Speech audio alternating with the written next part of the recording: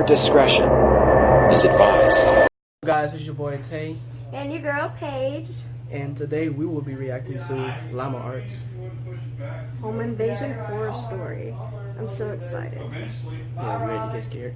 Bye! No, we're not ready. Maybe. Yes. See y'all later. Maybe. Bye.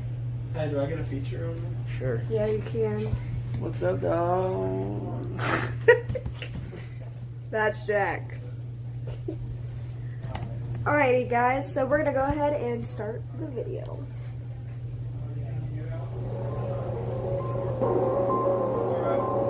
And by the way... Hey, Dad, can you move the truck? Oh, yeah. Where's the keys? Oh, I left it unlocked too. It's unlocked clear. So you just It's open the door. unlocked? Yep. So you just hop in. It was a cold, foggy evening when I contacted a close friend of mine to stay at my place for the night.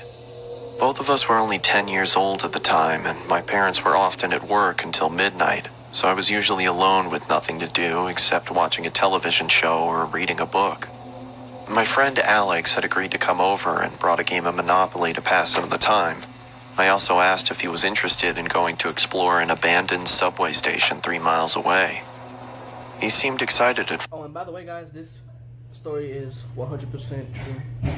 I do not think it's a good idea to go check out an abandoned gas station or whatever he said. Train station. No, train station, Train whatever. station. Okay.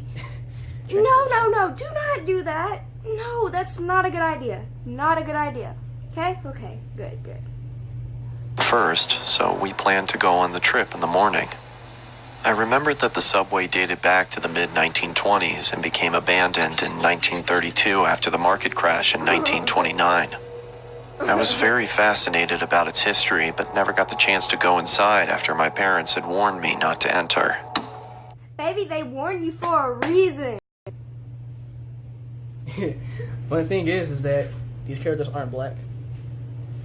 Why you gotta bring race into this? I'm not bringing race into anything. I'm You just just saying. said. Yeah, I'm just saying they're not black. Because black people don't do stupid shit. Did you see the set of nuts on that lizard?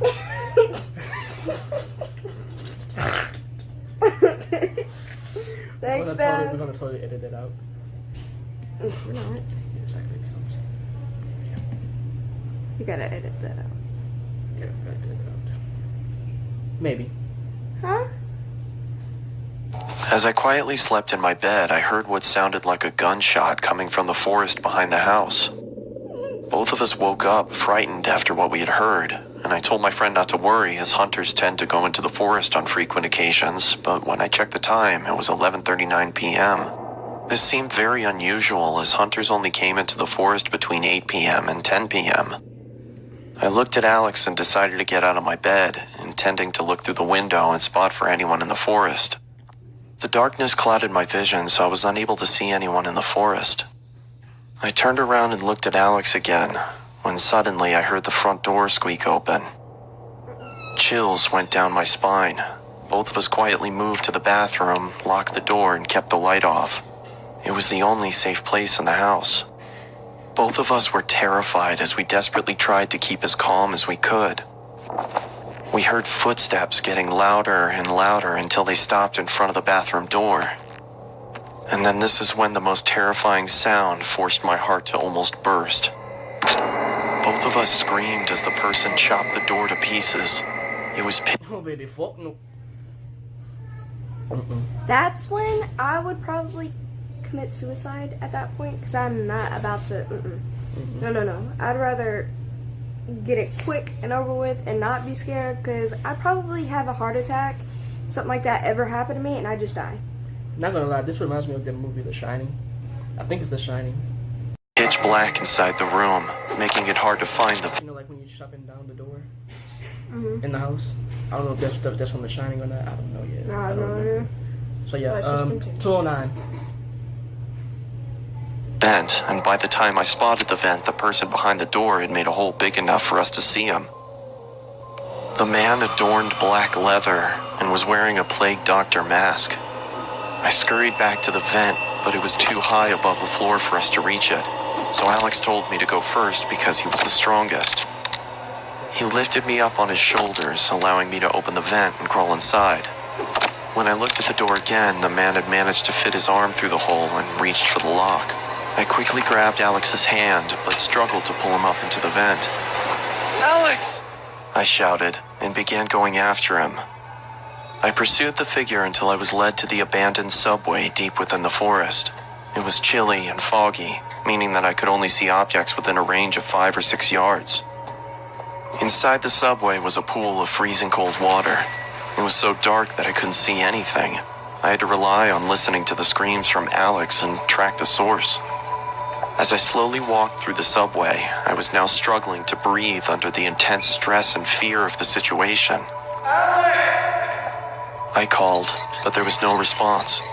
I continued walking through the water until the exit was no longer visible. I was now experiencing a massive panic attack. I had lost track of Alex, and I had no idea where I was or how to get out. Where are you, Alex?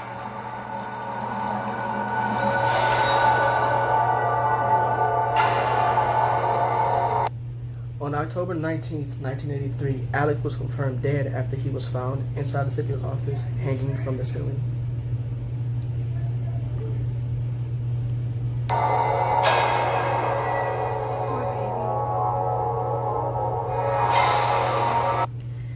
His closest friend remains missing. That's messed up. Could you imagine? You're like just like little kids, you just randomly hear something outside, and somebody just comes in your house, and you're trying to escape it, and when you finish escaping, then you chase them down, and then last thing you know, you're in a situation that you can't get out of, and next thing you know, you're both gone. Like, you're missing. Possibly he's still down there somewhere, but most likely he's not. But It's for your friend, 1983, baby. Yeah. It's 2019. yeah, for your friend to get hung and the other one missing, I bet you that's horrible on his parents. Both of their parents. It's gotta be like just knowing that your kid is hung and the other one is just missing. And the sad part is they're not gonna ever know like what Yeah, happened. they're not gonna ever recognize. But how did they get the story? I think somebody told him. Yeah.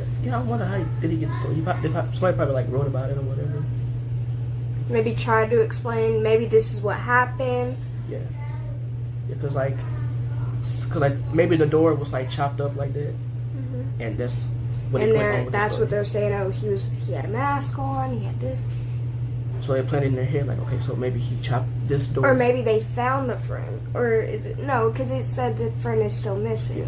Maybe when they saw that the door was chopped down and the vent was open, they kind of like scanned around and say, okay, maybe he chopped down the door.